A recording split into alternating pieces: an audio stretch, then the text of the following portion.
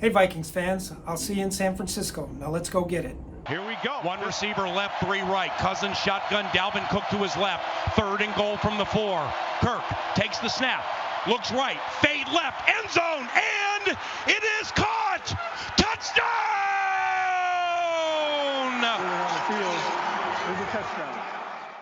You come out here and fight for 60 minutes. Do your job. They can't handle us. They cannot handle what we got on this team. So bring your best today. And if you want it, go get it. If you want it, go get it. If you want it, go get it.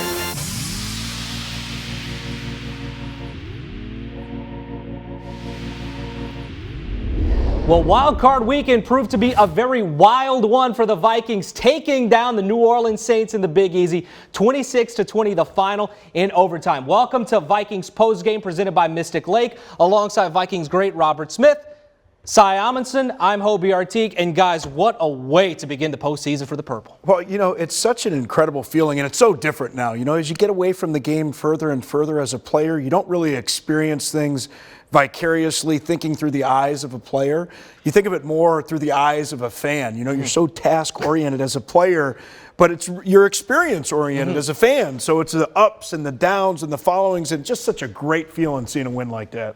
I mean, as a fan, I'm having literally the time of my life. I mean, I have seen that story as a Viking fan time and time and time again, and for this team to rewrite it multiple times, whether it was the fumble force, whether it was the Kirk throw, every step down the way went the opposite of how a terrified fan like myself would expect it to go, and I'm soaking up every moment. Well, how do you think the Saints fans are feeling 2 times in a row against the Vikings in the playoffs? So I mean that. Not to mention that little game against the Rams last year. Oh, hey, well, yeah, how you feeling, Saints fans? All right, we'll hear from Mike Zimmer in a little bit. We'll take his post-game press conference. We'll show you what he had to say. But first, here's what Mike had to say in the locker room after the big win. That's a hell of a win. You guys fought your off today, okay? Now, one thing we got to remember, right? The last time we won a game in the playoffs, at the last second, we didn't play very good next week. So when we come back to Tuesday, we have to be ready to work, right? Number 8. How's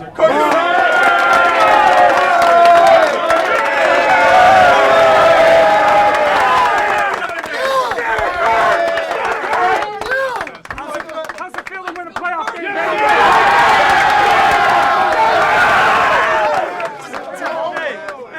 Hey, that's how we've won all year, team, right? Hey, you held them to 20 points, man. You gave us a chance at the end, but I got 3 words for you. You like that?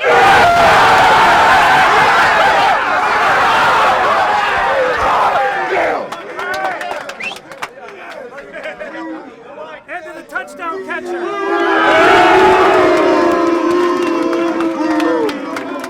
Hey, let's go. Let's finish business. Let's go. Win on 3. 1, 2, 3. That you like that may be the best product out of this entire win, but this game had so many great moments. What stands out to you about this 26-20 victory for the Vikings, Robert? Well, I thought they did such a great job, really, as a staff. And you can hear him right there. I mean, in the post-game speech, he's talking about, okay, let's make sure that we're ready because we know what happened the last time. It's what the coaches do. They're always looking to try and get everybody in the right mindset. But you look at the decisions that they made in this game and the things that they do, the things that they did, the things that they changed. I mean, you move Hunter inside, you move Griffin inside, little changes like that, because they've got, the other team has 16 games on film. They know what your tendencies are. So it's really kind of going back, looking at your own process, the way that you prepare, the way that you execute on game day. All of those little changes add up. And today, I thought they did a tremendous job throughout a lot of tough times and a lot of changes of emotion.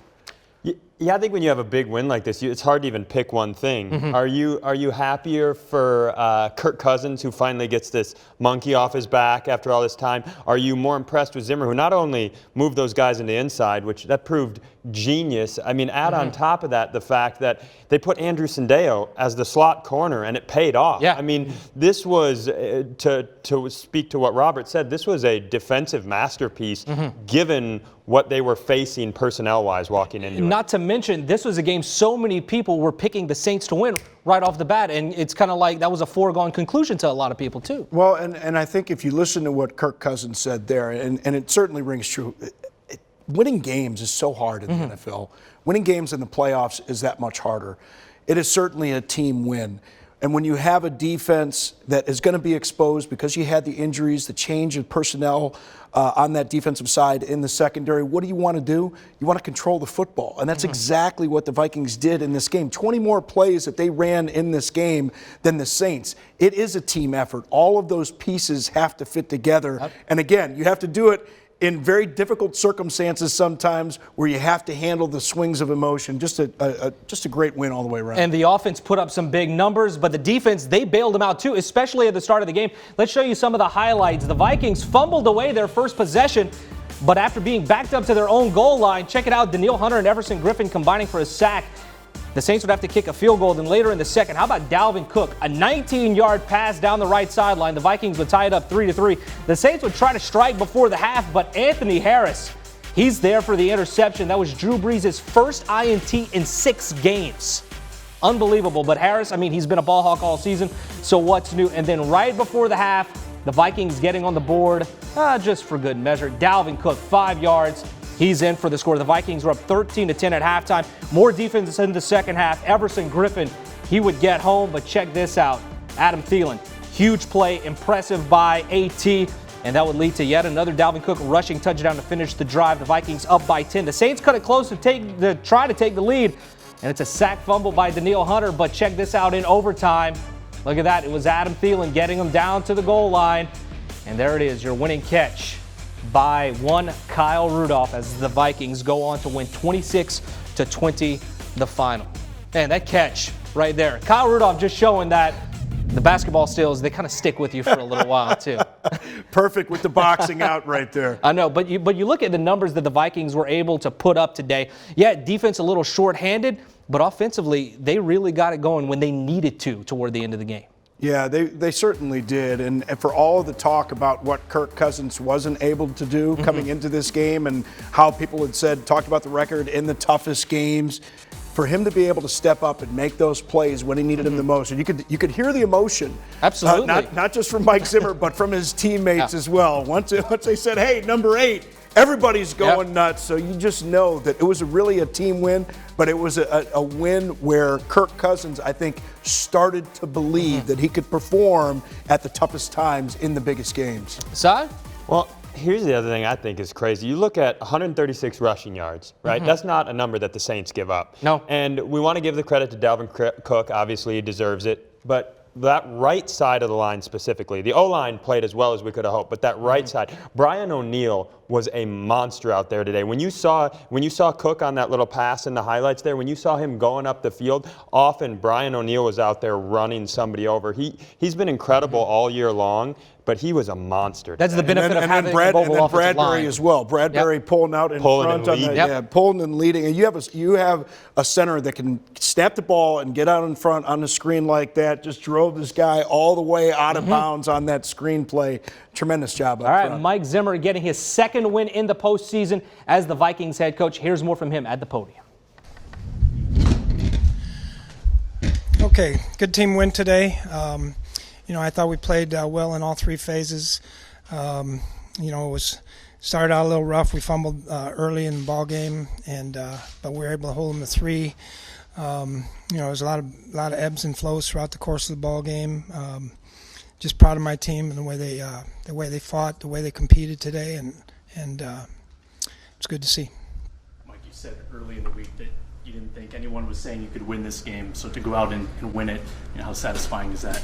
Yeah, it's good. It's always nice to keep playing. And, I have a ton of respect for the New Orleans Saints, for Drew Brees, for all the players they have, for Sean Payton. He does an unbelievable job here. We're just fortunate to win today. But it feels good, when to be doubted and to be able to come up with a win. That last play to Thielen, what was the thinking on that play call, taking a shot at that point in the game? Yeah, well, we talked about, we didn't want to leave anything in the bag. We had a chance to go down and score and win, and that's what we're trying to do. So, it's a play that we've used before. It's a great throw by Kirk and a great catch by Adam. So, you got to take your shots when you're trying to win a playoff game. Where that Lattimore was not in the game at that point. I know 21 was the guy covering Thielen on the. I don't remember. No, they might have said something upstairs, and I didn't. I either didn't hear them, or I was talking to somebody else or the defense or something. Mike, what went into the decision to play Everson and Daniil inside on passing downs? Seemed to work well. Yeah, it's just a scheme thing we thought we might try this week.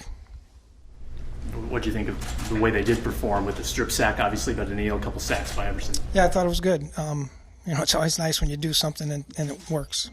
Doesn't always work, but, you got to try. Offensively, this is the first game you had. Excuse me? Offensively, I think this is the first game you guys had everybody healthy in quite a while. I mean, is that exactly how it's supposed to look like in moments? Yeah, it was good. I thought Dalvin ran the ball very hard today. The offensive line, I thought they did a nice job protecting. They got some really great players on the defensive line.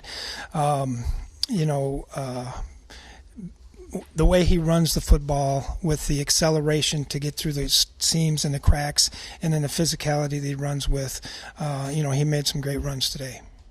Kyle mentioned that Kirk got the game ball in the locker room after this game. So did he. What? So I gave two. He got one too. Okay. He's taking so much criticism for the way he's played in big games. What do you think this game means to him? Yeah, well, he's. They said he can't win a playoff game. He can't do this. He's only been in 2, so he's 50%. That's better than a lot of people. So, but I thought he played really well today. He took good care of the ball. He made good decisions. They had some heat on us, and so he had to make some great decisions. It's good. He's got to go out and prove it again next week, just like we all do. Mike, what did it mean, Mark Wilf coming out with that statement Friday, showing the support that they have for you in this organization? Hey, look, I don't really need to get talking about this. I love this team. I love the organization, and whatever they decide to do, they decide to do. How valuable is it when Rudy can use his size like that to body up and get a touchdown? Yeah, he's awful good in the red zone, and made a great catch. He's always been a great team player, and for him to be able to get the winning catch, I thought it was big. Rudy got a lot more targets in the second half of the season than the first. Was there a conversation about getting him more involved, or is that just kind of organic? Just coverages, people play, and things like that. Rudy always has coverage conversations about getting the ball more, but no, not really. What was the key on third down against Breeze? I think he only had like 17 yards passing on third down, and considerably seemed to clamp him down. Yeah, we were pretty shorthanded in the secondary today, and so we had to mix up the coverages a little bit. We had some pressures in there. They changed up a couple times, but we didn't really give them a big dose of anything today. It was a lot of different looks. I'll leave it at that. And then Everson, the pressure that he brought early on third down. Yeah, that was big. He didn't, I thought he played really well, and Daniil with that fumble there at the end, whenever that was a big play. Our guys fought really hard today, and we're going to have to do that again next week. Coach, the few seconds after Kyle's touchdown, there was some confusion. It looked like. Did you think they were going to review it, or what was going through your mind there after that touchdown? I looked up there and saw both feet in with a third foot down and him ball in his hand, so I was gone. I saw the referees leaving. I'm leaving. You had said earlier this week that nobody but the Vikings thought you guys were going to win. Does that us against the world mentality, does that motivate the team? Does that get them going? I mean, it has at times, obviously, during your tenure. Did today. To have Adam. But we played well.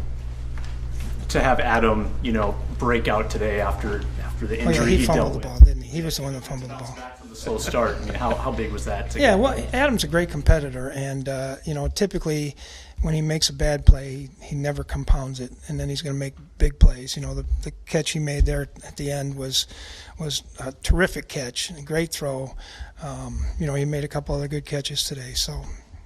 Seemed like there was a more blitz-heavy approach in this game than typical. Was that just game call or play-by-play, just game calls, or was that a plan going in that you might want to be a little bit more aggressive than usual? Each week's a different week, so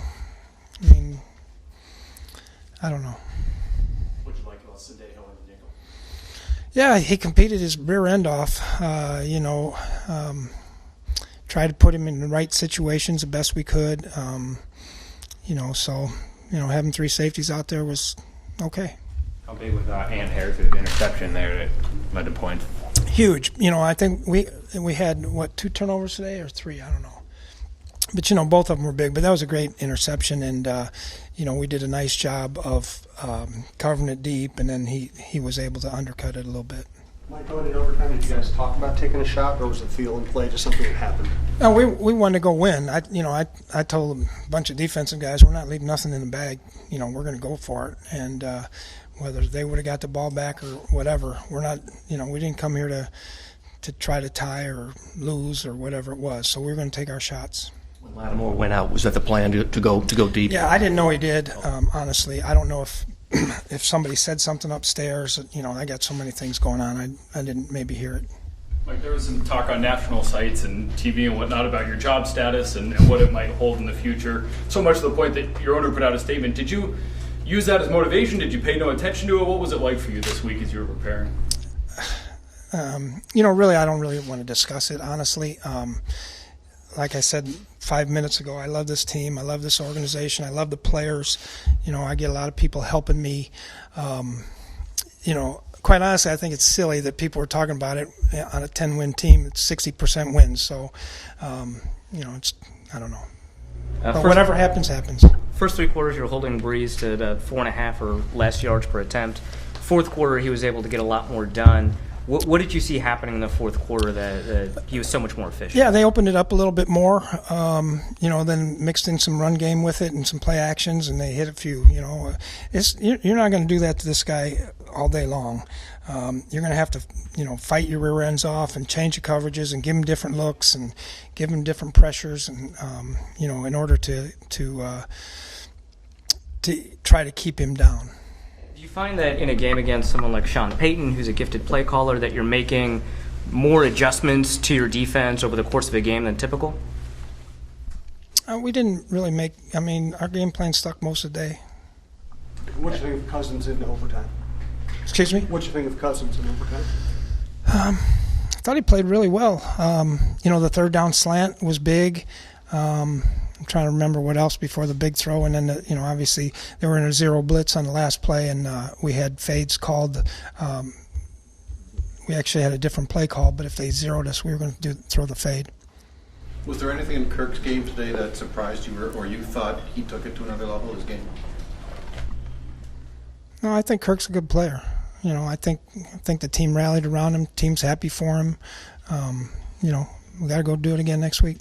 Mike, knowing what you have ahead of you with a short week coming up, do you have to temper the celebratory mood that a lot of people are going to feel right now? Yeah, I actually reminded him, last time we won a game really against this team in the playoffs, we didn't play very well the next week. So we got to get back to work. We got to focus on what we're going to do and understand that, I might have to be a little bit grouchy this week. Who knows?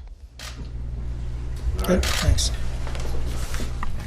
Well, Kirk Cousins had a great day throwing the ball, especially in overtime. The deep throw to Adam Thielen and then the touchdown passes. Only TD of the day to Kyle Rudolph to give the Vikings the win. We'll hear from Kirk at the podium in just a little bit. But guys, Mike Zimmer leading this team, shorthanded in his secondary, willing his team to victory. What do you think of what he had to say after this one? Well, I thought it was great. And really, from my perspective now, having been in the locker room, hearing a coach speak directly to you, and being in the media and having to go and talk to coaches in person when you're calling a game, and then kind of watching what you see on TV. There are a lot of different audiences and a lot of different ways that coaches try and say as little as possible to the people that don't need to hear it. And that's ultimately what it comes down to. And he said, hey, look, we had to change some things up. We had to do some different things, and I'll leave it at that. But I just thought it was great, that they made the changes that they needed to make.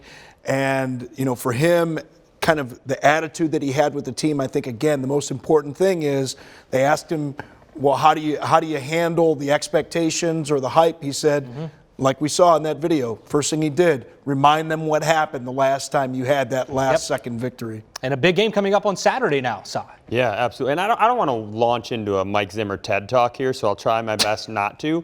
But given what we were walking into, 28 points a game. This is one of the best offenses in the entire league. They have an NFL record receiver from this season. Alvin Kamara is dangerous. Where did he go to school? I think he went to your place. They have Alvin Kamara, who's despite a down year, is extremely dangerous. And then you walk in down a couple of your key guys in the secondary, and just from the jump, they're a difficult matchup for this team because of how quickly Drew Brees gets the ball out, and we generally rely on quarterback pressure. So the fact that and there's been all this talk about him. You heard him address it. One of the reporters, there's been all this. He can't come through in a game. He hasn't won the big one. Is he the right coach for us? Facing all that, he puts together this defensive performance against this team in a game where we were the biggest underdog of the weekend. I'm not saying we build him a statue, but let's order some concrete and see how the next few games go.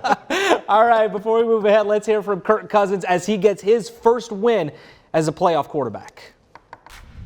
All right, I'll just start by saying it was a true team win, and that sounds cliche, but when you do look at it, it felt like it was running the ball, it was throwing the ball, it was defense. I felt like our special teams kept giving us favorable field position where we got the ball,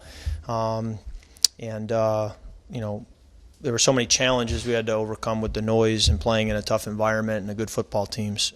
So really proud of the way we kept playing and found a way at the end. And it's amazing how in this league every game seems to come down to the last 2 minutes or beyond. And, it's a game of inches. And today we found those inches, and so glad we're moving on. I'll take any questions you have. Do you feel like going into overtime you guys are going to have to be aggressive? In overtime? You just got to put a drive together. It doesn't matter how you do it. I think it was going to be a mix of run and pass, and I think you approach it like you do any other drive, knowing there's a sense of urgency certainly to stay on the field and keep possess the football, but a mix of run and pass and just play your normal offense. What was the key on the pass to Thielen? Protection held up. Adam pretty much won, and the ball goes up, and he makes a great catch. And that's a route I've run since my rookie year, and sometimes you hit it, sometimes you don't. But it was great to connect on that one. Does that play of a name, specific name? I don't know if I can tell you that, Chris. I'm not sure. I'll let Coach Zimmer tell you the name. Yeah, I'll let Coach Zimmer tell you the name if he feels that's the rest. I don't need him grouching at me tomorrow. When Lattimore went out, throw to Kyle. Stephon said that if it was cover zero, then you guys knew that was who you were going to go to on that. That's the only touchdown pass you've thrown under duress this season. What was different about that one? I didn't feel under duress. I knew it was cover zero, but the ball gets out so quick. I didn't really feel like they got home. There were a couple others that threw under duress, not touchdowns today, but I don't even know how much to tell you football-wise, what I can and can't, but it was a great play by Rudy, one-on-one, and he went up and grabbed it and kept his feet in, which is a big challenge. He made a great play.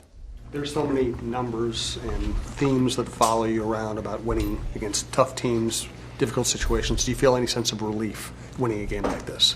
I appreciate the question, but I'm just thrilled we won a playoff game. I just do my part. We won the game today because we played great defense. We got a turnover. We had good special teams. We had great play calling. We had a great plan. We protected. We ran the football. We probably had 35, 40 rushing attempts. There's a whole lot of reasons we won the game. Does the quarterback play a role in that? Yes, but it was a team win. So you don't have an "I told you so" feeling for all the people who said you couldn't win a big one or lead a winning drive or anything like that? It's fun to be able to win and to feel like you're moving forward. But my journey has always been one of, like the book The Dream Giver, when you climb a mountain, you sit there at the top and you look around and you realize there's only more mountains to climb. And so, being a fourth-round pick and kind of working your way up in the league, now you win a playoff game, guess what? You look around and you realize there's more mountains to climb. You want to win another playoff game. You want to get to the Super Bowl someday. You want to win a world championship. So you just keep chasing the next mountain, and there'll always be people, who are going to criticize you, and that's okay. Said you got the game ball and how well you deserved it, whether it was that third down pass to Diggs that might have been under duress for him. How does it feel to actually get it done but also do it with your teammates that way and then be recognized? Yeah, it's the only way you do it is with your teammates. I mean, when you're in that tough environment and the noise and you're in the first quarter going against a great team, the only way you know you got a shot is looking in the eyes of the other players and the coaches and knowing that we're in this together and we have each other's back. And so many people made plays today, and so many coaches, put us in a good spot. So I was just proud of the effort and, thrilled to be able to win. And, who gets the credit is, as Ronald Reagan said, it's amazing what you can accomplish when you don't care who gets the credit. And I think that's what this team is about. Just go do your job, and you can give the credit to whoever you want to give it to. You mentioned early on the importance of the running game.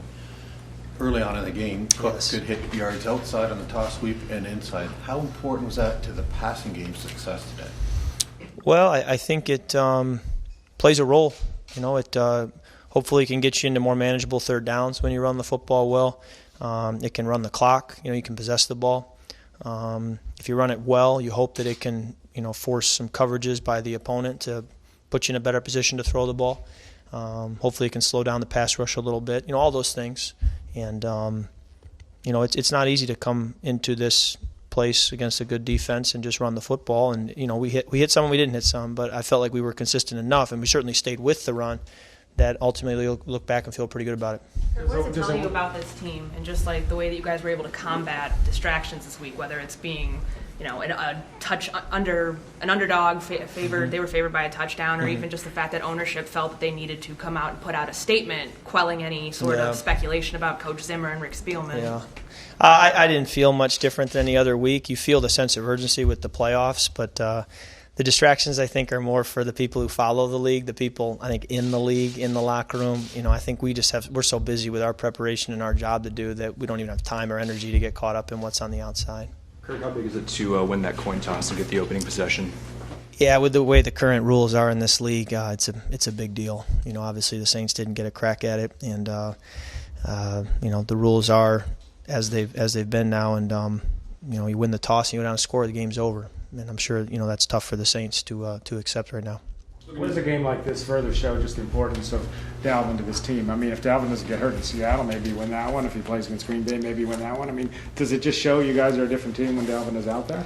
I think it was a small sample size without him, thankfully. It was certainly a blessing to start this game with the 11, 12, 13 guys who we started the season with. I don't think many teams can say that, so we feel very fortunate from that standpoint. He's a special player. He's been that way all year for us. He's a great teammate and great person. It's hard to play the woulda, coulda, shoulda game and say if this had happened or that had happened, but he's a great player. I'm lucky to play with him. Do you have a sense that Adam was prepared to break through after a couple slow games coming back from the injury? He's such a good player. It's just a matter of time. When you're that good, you're going to eventually show up and produce. So he was huge today, and it's great to have two, to have Diggsy and Adam who can really roll and make a big play. And, Diggsy's third down catch before we went to Adam was a really big-time play. The amount of separation he gets in man coverage there is impressive. So, we rely on both of them quite a bit. And who has the hot hand or who gets the bigger play week to week, play to play, you can flip a coin, but they're both special. In overtime, I think they lost Marshawn Lattimore there for a minute. Was that part of the situational awareness there on the deep throw to Adam, knowing you had that matchup? Yeah, you'd have to ask Kevin, with the play call. There was nothing in the helmet to me about that. I was just reading coverage and, going where my read took me. Is he your first read there? Yeah, depending on coverage, yeah. Coming out of the huddle before the touchdown pass, at what point did you know you're going to Rudolph? After the ball was snapped and they all blitzed. Yeah. They brought cover zero, and ball's got to go up. Getting hit if it doesn't get out. All right, thank you. Well, Kirk Cousins gets his first playoff win as a quarterback in the NFL, and he did so throwing the ball all over the place. Here's his scatter chart from this game against the Saints. And you heard Mike Zimmer saying in his podium press conference that this team had to take their shots, and they did. Look at the downfield throws. Look at the underneath throws that Cousins made. Very similar numbers for Drew Brees, too. He went 26 for 33, including a stretch where he had completed 14 straight passes toward the end of the game. But the big blemish between both quarterbacks, that one interception that Anthony Harris had that completely changed the complexion of this game. But guys, going back to Kirk Cousins, the way he played today, ball in his hands, on that drive in overtime. I think he proved a lot of people wrong who were maybe questioning number 8 going into this game. Yeah, no question. And it's funny thinking back to the days with Denny Green, and he always say just because you haven't doesn't mean that you can't. And I think people look at quarterbacks and their performance, and I think they kind of had these self-fulfilling prophecies or justify their own beliefs about people. When, look, it's hard to win football games. You heard Mike Zimmer. Kirk Cousins won his first playoff game.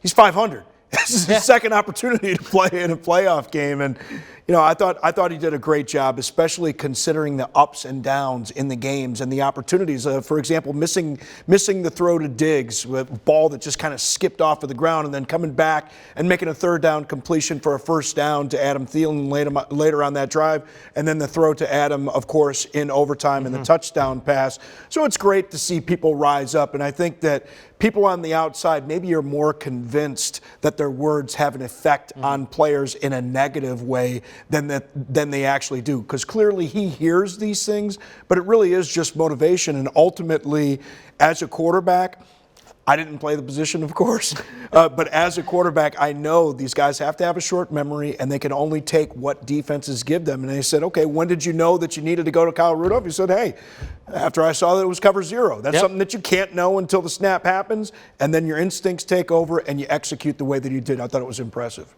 Was that just because you haven't doesn't mean you won't? Doesn't mean you can't. Doesn't mean you can't. I might write that in a. You have some concrete set aside. Put it in the concrete. That's going in the side diary. I love that. Let's go even beyond. All the attention is going to be heaped onto those throws, right? It's going to be heaped onto the deep throw to Thielen and the pass to Rudy. But before that, there were some killer moments in this game for him. You got to think, we're up 13-10. It's a crucial moment for us in the game. We got to put some points on the board. He had a deep throw to Thielen there that was an absolute dime. And then that throw on third down near the goal line to Diggs in the middle of traffic was incredible. Not to mention the one in overtime, that first down that I thought was going to seal the game. It wasn't just that last drive. He was there all day. And to me, what I really hope happens here is you look at a guy who this season, you're talking Packers game, ball in your hands, chance to win, we don't get it done. Chiefs, ball in your hand, chance to win, we don't get it done. He was having these moments. Seahawks, same thing. So to give him the ball, and I'm a basketball guy also, they say you got to see one go through the hoop. Well, he just saw one go through the hoop. Does this change his mindset? Does this take, because no matter what he says at the podium, he's a man, and you hear the noise. So now he's done it. Now it's off his shoulders. I can't wait to see the guy he is in the next game and in the future. You talk about the ball being in his hands, but he got it into the right players' hands at times too, because you look at Dalvin Cook, a huge game running the ball, and then the big catch by Kyle Rudolph, just bodying up to bring down that touchdown to win it all. But guys, let's talk about Dalvin Cook a little bit. Coming in kind of cold after missing 2 games due to injury, but then he comes in and has 130 yards from scrimmage, establishing the run. I think that's something a lot of people knew that the Vikings would have to do if they wanted to win this game, but to do it against the 4th best run defense in the NFL in the regular season, it's pretty impressive. Yeah, well, you say cold, but maybe refreshed. Okay, the best way to put it. You can hear them talking about it in the broadcast. And coming into this season, the 8-game stretch at the end of last year was the longest stretch of games that he had played consecutively. And for him to start this season off 14 straight games, maybe in some people's eyes wearing down as his numbers started to go downhill towards the end of that 14 games, with the injuries, the time off, he certainly looked like he had fresh legs out there today. And he's a difference maker. There's no question that the guy's a difference maker, running the football, catching the football out of the backfield. So maybe that time off, kind of like a built-in couple of bye weeks that he got at the end of the year, and it certainly paid dividends today. What was working so well with those outside runs today? Because it seems like that really got the ball rolling. Well, I think no matter where he was running the football, he's always so good with his vision, and that's what you really want out of those zone running plays. Is you give an opportunity, you get the ball into the back's hands, and you give him a lot of different options on where he can go.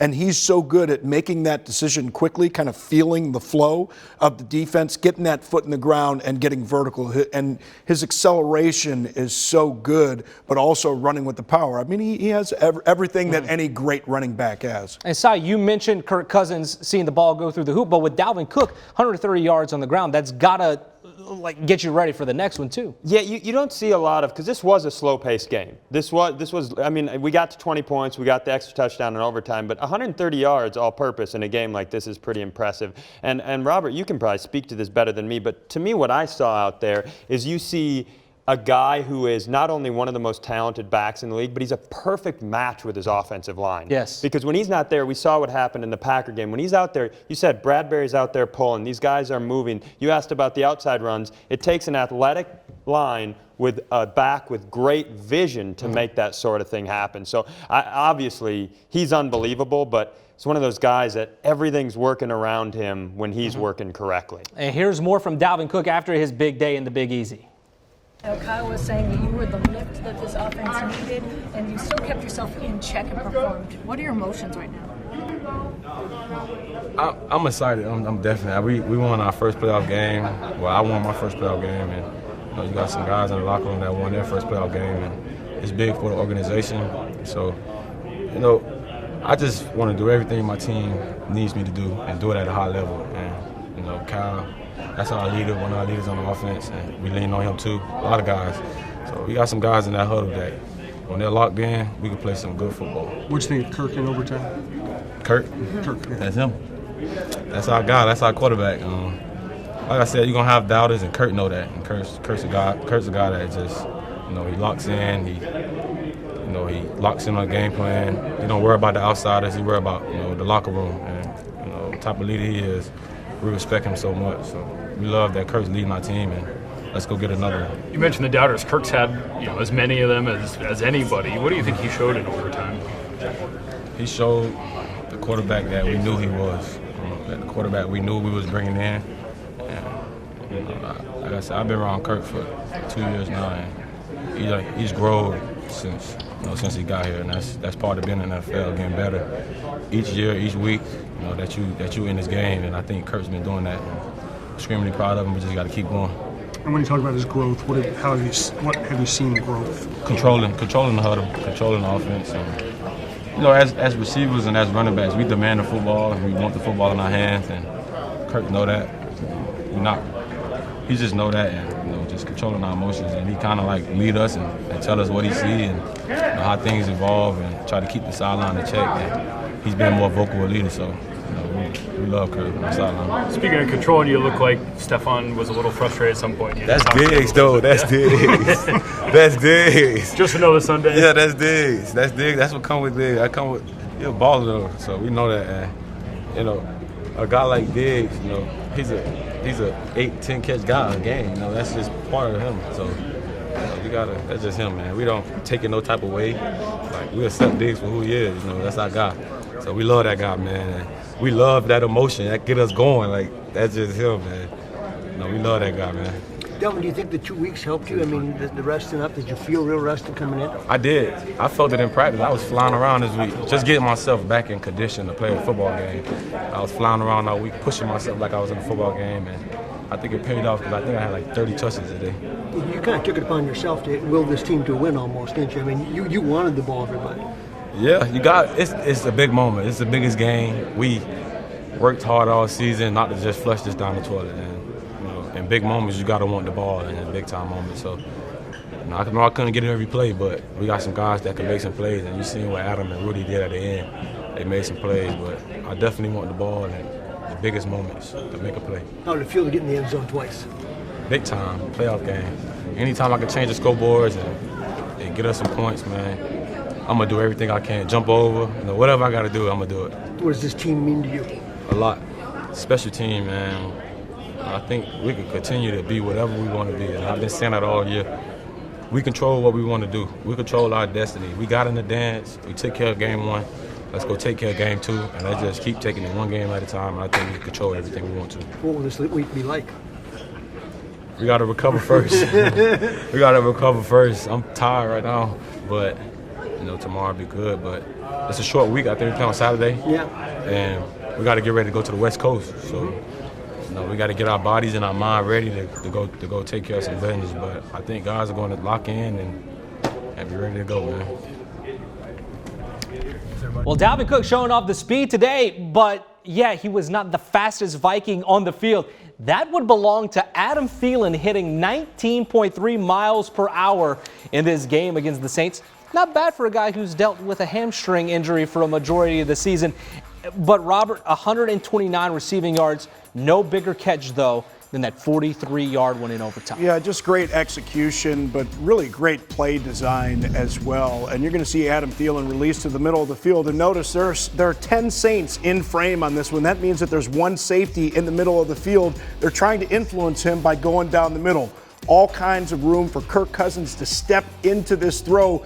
But look at where this ball goes, away from the safety. Adam Thielen had been all the way into the hash mark, but then caught this ball out at the numbers, and what a great job tracking that football. A perfect play design, executed flawlessly. And what a bounce-back game for Adam Thielen, Cy.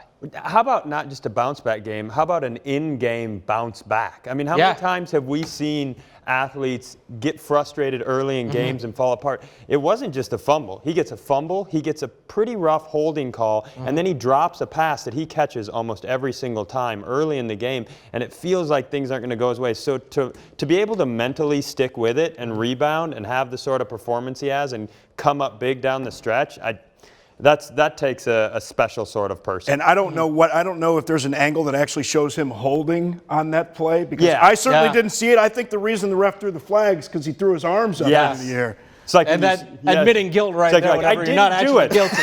But I really didn't do it. That's what I meant by that. All right, that big catch that Adam Thielen had in overtime, probably the second biggest catch of the day. The biggest, of course, going to Kyle Rudolph, hauling in that touchdown to give the Vikings the win. But here's more from Adam Thielen. And they talk about football being a game where you battle back. You fumble early, you stay in there, you hang in there, and all of a sudden you start making catches, and it's almost like Adam Thielen's back in the second half. Explain what your game was like. Yeah, as a competitor, when you have a bad play, all you want is to get the ball again and just get going. So I'm just so thankful for my teammates and my coaches that they just trust me, and everybody was positive and everybody had my back. So the defense, obviously, that's a huge stop after I fumble, and they stop and do a field goal. So there's so many moments like that where we played complementary football where someone had to step up and they did, and that's what I'm so proud of this team and excited to, that's why I've been so excited to play with this locker room and the guys in this room and the coaches in this locker room. It's really fun. And the big play was what? The last one that you made? Just take us through that play. Yeah, just Kirk obviously gave me a shot, and it couldn't have been a perfect ball. Something we haven't thrown for a long time, and we had been practicing it and things like that, but never thought it would come in that situation. But obviously, just kudos to him. That thing dropped right in the bucket, and thankful that he's our guy back there because he played a hell of a football game, and really it was a big reason why we won. You guys had 7-heaven, the Diggs play. What was the name of that play? That one. It was a long play call. I only know what I had on the play, so. You talk about Kirk and just how amazing it was, but his accuracy, whether it was to you, whether it was to Diggs, whether, again, with Rudy in the corner, how important is that? Yeah, I mean, that's who he is. I mean, he's a guy it's a fighter. He knows what his strengths are, and that's what it is. When he gets rolling and he can start putting balls and giving us opportunities, and when you have playmakers and you have an offense line we have, and the coaches put us in good positions, we're able to make plays. And I'm thankful that it came down like that, and what a great moment for him to win his first playoff game and with the best throw of the year. What did it mean to have Dalvin back? Yeah, I mean, obviously that's the difference maker for this team. Having a guy like him, not only emotionally but physically, on the field, doing what he does, and then just the leader and type of person he is. He's one of the first guys to come up to me and say, "Hey, I got your back. Let's go." And that's the guys that you want in your locker room and you're thankful for. What can you say about the? Cousins gets maligned, can't win the big game, all that kind of stuff, which Rudolph touched upon. But just the poise he showed the big game, especially at the end. Yeah, we don't listen to that stuff. We don't listen to that noise. We know what type of guy he is. We know his talent. And we know that if you put guys around him, you can do big things because he's that talented and he's that hard of a worker. He's going to prepare every single week. Doesn't matter what someone's saying about him. And that's who you want as your leader and your quarterback. Thielen, of course, leading the day for receiving yards, but Kyle Rudolph, he came up with some pretty clutch catches as well. And that's something he's really done all season long, guys, especially at the beginning of the year when so many people were wondering, well, how is Rudy going to fit into this offense? You look at the second half of the season, he's been pretty darn important. Absolutely. It's interesting because I think people are looking at his success in the second half of the season in terms of catches. I don't think you can discount the first half of the season when he started and then became a crucial part of the running game. Yeah. Every time we sit here and talk about Dalvin Cook and how great he's doing, we need to understand that this guy, this late in his career, took on the challenge of really becoming a premium blocker at his position, and he excelled at it. And that's not a small feat. Great catch today, but that's impressive. And that's what makes tight ends so dangerous. I mean, they're such versatile pieces in an offense because in certain formations, you've got that run, you've got that play action, you've got a big body like that creates a mismatch problem. You're trying to bring a safety down, God forbid, you actually try and have like a linebacker covering one of these guys who they can run away from. So I think that's what really makes them so dangerous, and you hit on it. When you have a guy that can block, but that can go up and make those kind of catches, that's what makes a tight end one of the most dangerous players in an offense. And here's more from Rudolph after the game. We knew coming down here it was going to take 60 minutes to get a win, and it almost took 5 extra minutes, but that's just the identity of this football team. The focus that the guys had all week, knowing that it was just going to be us. We knew that coming down here it was going to be us, it was going to be loud, but it wasn't something that if we just were ourselves for 60 minutes that we couldn't do. And we just stuck with it, and walk-off touchdown in overtime. Are you exhausted right now? How do you feel? Yeah, I'm just so proud of our guys. I'm so happy. So many guys in that locker room. This is what we play for. This is why we work as hard as we do. This is why we've done everything from April 15th till now, is to play big in the playoffs, and we're going to San Francisco next week. You get the ball in overtime, and what happened? I mean, are you guys feeling what when you get the ball there to start overtime? Yeah, we want to score. They have a Hall of Fame guy on the other sideline, and he didn't get to touch the ball in overtime. So we knew that we started the preseason here with a touchdown drive to open the game, and we needed another one to win in the playoffs. Kyle, ball's in the air, and you're fighting for position. What's going through your mind right there? I played a lot of basketball in my life, and they brought all-out pressure, and Kirk gave me a chance, and I just go up and get the rebound. Go up and get it and make a play to help our team win. Did you know it was your play? Was your primary? Or did you know that? Yeah, once they brought pressure, I knew the ball was coming. Like I said, we were one-on-one out there, and Kirk made an unbelievable throw and just gave me a chance. You talk about how nobody gave you guys a chance, not seemingly, into this game. How much of a chip was that for them? I said on Thursday that this team seems to respond to doubters and seems to play better when we have something to prove. And that's just the mentality of this locker room. That's the kind of guys we have. And it's going to be that way for the rest of the run, and we got to get back to work because we got a short week, and we're going out to San Francisco to the 1 seed. When Dalvin ran the ball and really kind of lifted this team, how important was that to be able to get the play action, to be able to get details? That's our identity, and it starts with Dalvin running the football, and Alexander came in and ran the ball huge as well, and it's a complete team win. Everybody on offense contributed. The defense played huge. Special teams forcing a missed field goal before the half. Just so many little things that go unnoticed that allowed us to win that ball game. What about Cousins? What about the throw to Thielen to set you guys up there?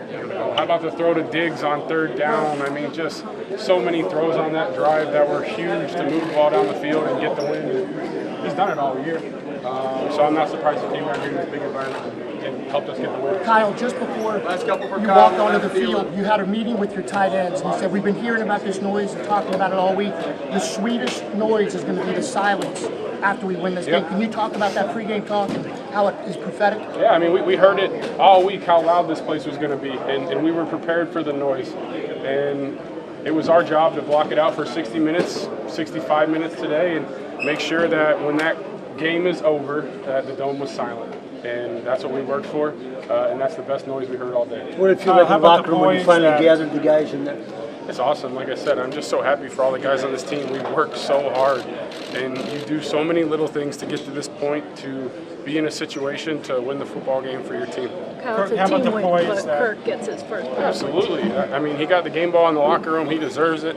All we've heard about is Kirk Cousins this, Kirk Cousins that. Playoff games, big games on the road, so much nonsense. It takes 10 other guys on offense, and I've said that all year long.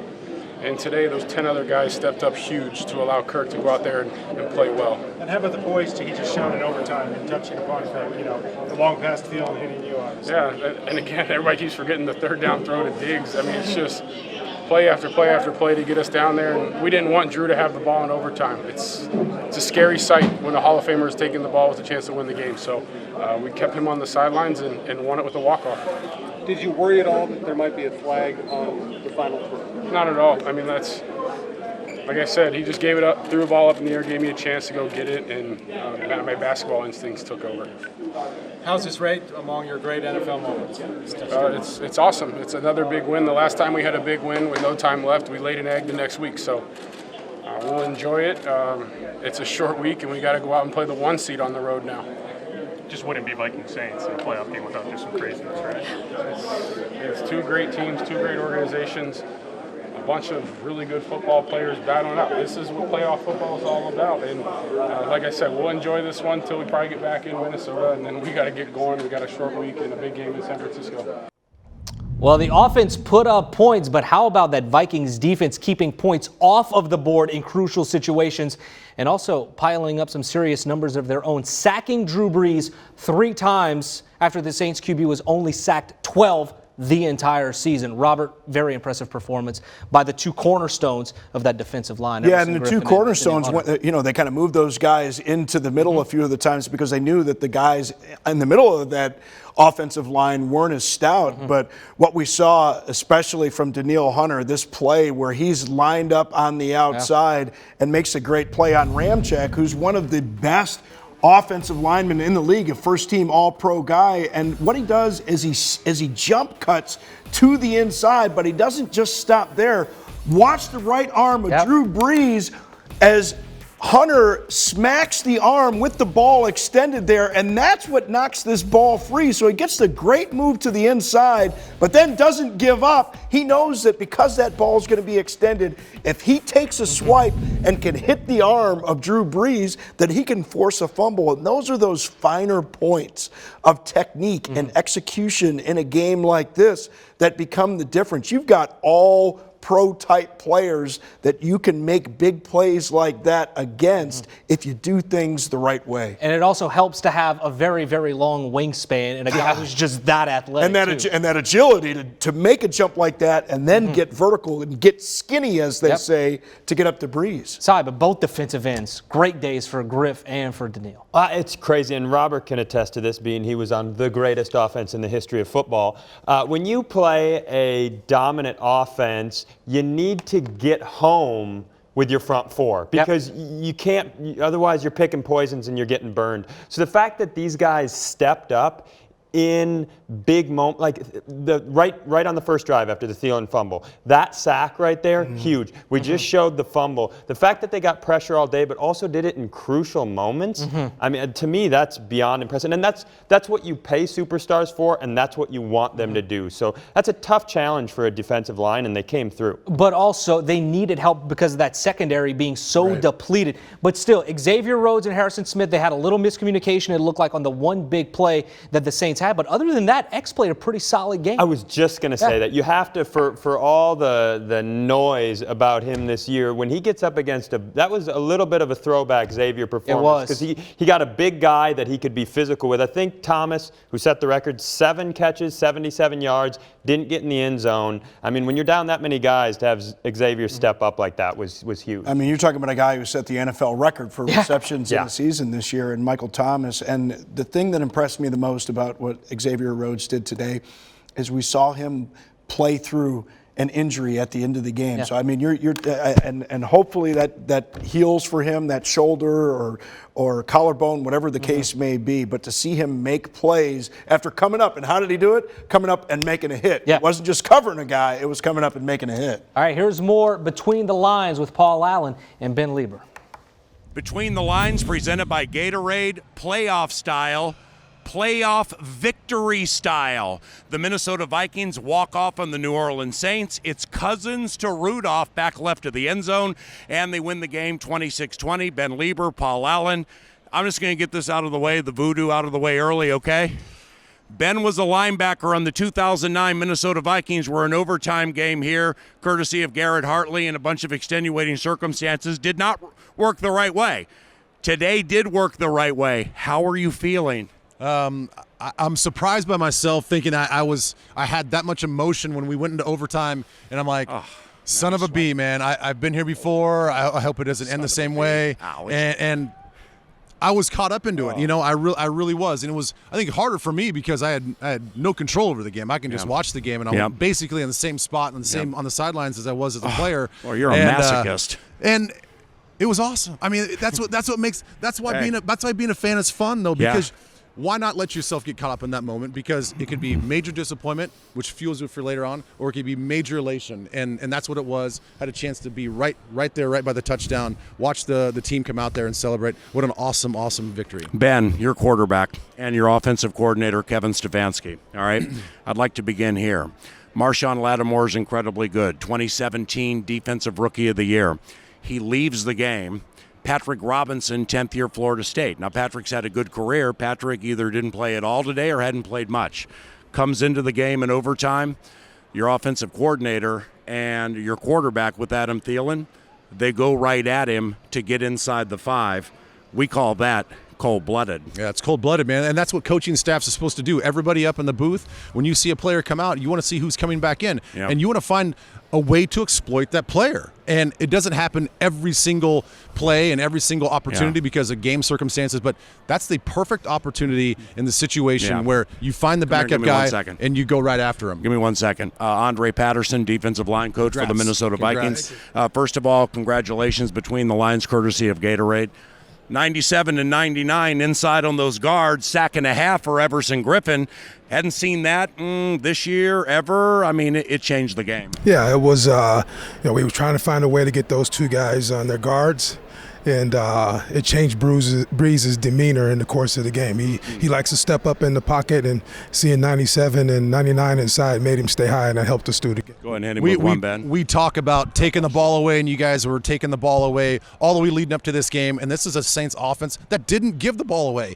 Yeah. What did you guys see? How did you guys prepare for this game to attack the football and take the ball away? Well, I think you got to go back the last 4 weeks. That's something that we've been doing very well on defense the last 4 weeks, and we tried to carry it on to this game. And they throw a lot of short underneath routes. That's why Breeze's percentage is so good. Yeah. So we said, hey, rally, and then let's get the ball. And the guys did a great job executing. You, Robert Rodriguez, your assistant, George Edwards, Mike Zimmer, entire defense. You guys are geniuses, man. Yeah. That was phenomenal today. That's one down. That's one down. That's right. The good news is Kyle Shanahan in San Francisco and those exotic schemes, man, it gets easy next week, right? It only gets harder, but that's why you do it, right? God bless you, Andre. Congratulations. Thank you. Congrats. Thank you. Andre Patterson, defensive line coach for the Minnesota Vikings. Maybe the first guest we've had in the history. Impromptu guest. I like that. Between the lines, courtesy of Gatorade. Man, there's just so much to talk about. Here's the deal. We are going to have a Vikings game plan this week, which you will be able to watch on TV and see at Vikings.com. Ben Lieber is going to be on the radio tomorrow with the Power Trip Morning Show, FM 100.3, KFAN. I am going to be on the radio, KFAN, from 9 until noon. We're going to offer up a ton of opinions, probably jump on Twitter. But in closing, Dalvin Cook had a couple of rushing touchdowns. We just talked about the importance of moving Griffin and Hunter inside, defensive tackles to exploit those guards, and it worked. And anything else you'd like to leave us with? Offensive line. I know that Dalvin was phenomenal today. He hit the hole downhill, got to the line of scrimmage very quickly, and he was doing things that only Dalvin can do. But you got to give it up to this offensive line. They got on the edges of the defensive linemen. They pushed these guys laterally. They opened up creases and running lanes, and they protected Kirk Cousins when they needed to when he dropped back to pass. I thought those 5 guys, including our tight ends, including our receivers on the outside, played their butts off in the run game. Hey, nice job, bud. Appreciate you. You too. Ben Lieber, part of the KFAN Vikings Radio Network and the Vikings Entertainment Network, and I'm Paul Allen. We play San Francisco on Saturday. San Francisco is the 1 seed. Divisional round of the postseason. Can't wait. Vikings put a dirty overtime L on the New Orleans Saints today, which triggered yours truly at the end of the game call to say, bonjour, San Francisco, and au revoir, New Orleans Saints. Petit peu de français from PA today. All right, well, the Vikings beat one 13-win team. Well, how about on Saturday? Can they do it again, going to the Bay Area to face off against the San Francisco 49ers? That game on Saturday at 3:35 in the afternoon. Guys, your initial thoughts as the Vikings get set to take on San Fran? Well, I thought what we heard from Mike Zimmer in the locker room is important for the players to know. He said, when we get back to work on Tuesday, don't forget what happened the last time you had this exciting victory. You have to prepare the same way, and I think it's on the staff as well. You really need to come up with a good game plan. Obviously, this is one of the better defensive fronts that you're going to see, and we saw this offensive line, this Vikings offensive line, struggle against the front of Green Bay just a few weeks ago. So I think that play, that offensive line play, again, going to be so important. Yeah, it's interesting because it's between the Saints and the Niners, you have two very good offensive teams, but in very different ways. Today, you had a team that doesn't really hide a lot. They let you know when they're going to run, they let you know when they're going to throw, and they just do it, and they think they're better than you. And Kyle Shanahan is the master of disguise. He loves big packages. He loves to throw out of them. He loves to run out of small packages. They like to get Kittle the ball down deep. I mean, they do all these strange things that keep you on your heels. I think the consistent thing between the two is if you can rattle the quarterback a little bit, you're going to have success. And I think that probably holds even more true with Jimmy Garoppolo. If you make him think, you make him scared. And also, we've been talking about this crazy defensive line scheme that they put in today. The Niners have to think about that. Yeah. That's putting something on film. You have to look on tape and go, do we have to plan for this and that? That's not a super easy thing to do. So that hopefully will be a positive. All right, the 49ers, top 4 in the league in both total offense and total defense, but it's the next team that the Vikings will try to take down as they now continue on their postseason path. For Robert Smith, for Cy Amundsen, I'm Hobie Artigue. Thank you very much for joining us here on Vikings Postgame. We'll see you next time. Enjoy some of the celebration sounds after today's big win over the Saints. See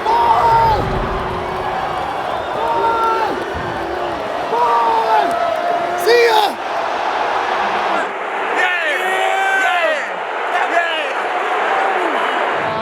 Let's go, coach. It's time now. Let's do it down now. Let's go! Let's go! Let's go!